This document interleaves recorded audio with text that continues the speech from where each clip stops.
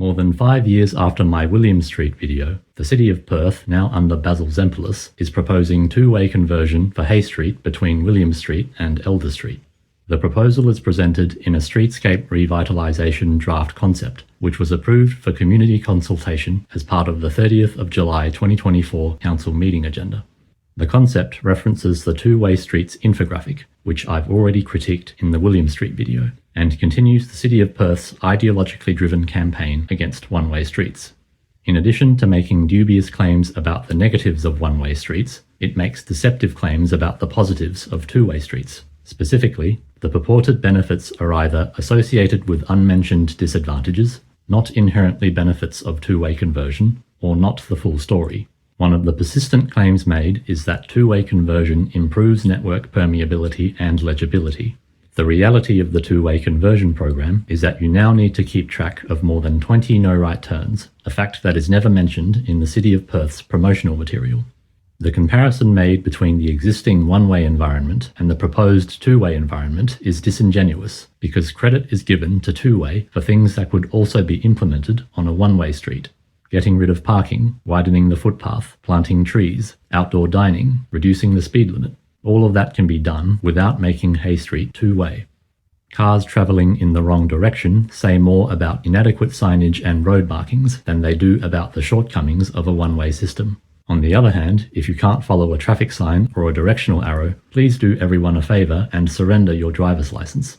The diagrams showing supposed one-way circulation issues are always amusing, because they complain about circulation for a journey that's walking distance. And as we saw earlier, two-way conversion comes with a bunch of no-right turns, which likewise induce driver circling. So all these things aside, there's nothing left that two-way offers over one-way. On the flip side, a closer look at the draft concept, which I'll rotate here, reveals the issues that come with two-way conversion.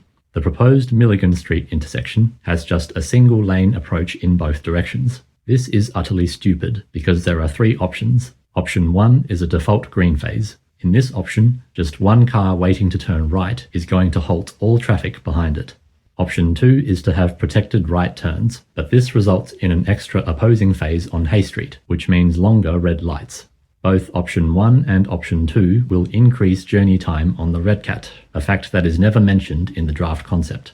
Option 3 is to put in no right turns, but this goes against the claim that two-way streets improve network legibility, and is inconsistent with the markings drawn in the draft concept. The draft concept's graphic for the Elder Street intersection includes a directional arrow for a right turn against the flow of Elder Street. It is clear that the City of Perth has not considered the traffic implications of their plan very seriously. The council meeting agenda's claim that one-way streets require more traffic lanes at the expense of footpaths is patently false. With the same number of lanes, a two-way street delivers less traffic flow than a one-way street due to conflicts. So if anything, you can afford to have fewer lanes and wider footpaths on a one-way network. The draft concept for the William Street intersection is also problematic, and to explain this, it helps to superimpose over the current layout.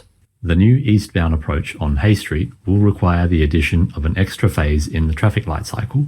This will cause further delays to William Street bus services, which already suffer from the poor flow caused by the William Street two-way conversion. Moreover, to accommodate long vehicles turning left into William Street, a keep clear space will need to be carved out of the southbound approach. This will reduce the effective distance between the Murray Street and Hay Street intersections, leading to yet more congestion. This left turning pocket was added in 2015, probably in response to extremely poor flow on William Street northbound. The draft concept proposes removal of this pocket, which will take things from bad back to worse. Regardless of the pocket, I'm not convinced that there's enough room here for a long vehicle to turn left, given the draft concept's placement of the Hay Street stop line. Overall, the proposal for two-way conversion of Hay Street does not address bus priority at all. The City of Perth's lack of consideration for buses can already be seen in its implementation of two-way conversion on Murray Street.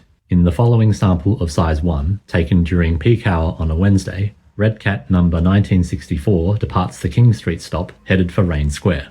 Fast forward 1 minute and I've already caught up with it on foot.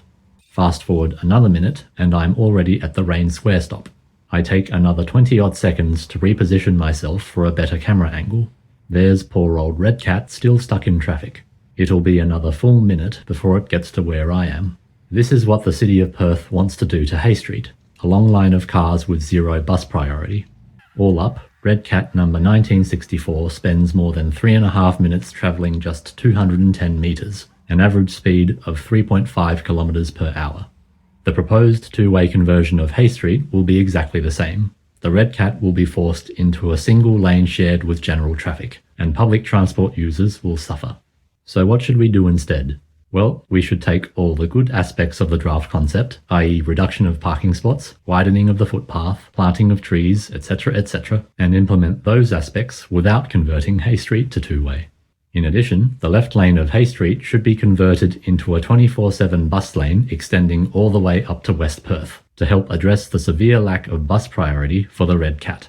And finally, the two-way section of Murray Street should be reconverted to one-way, also with widening of the footpath, planting of trees, and a 24/7 bus lane.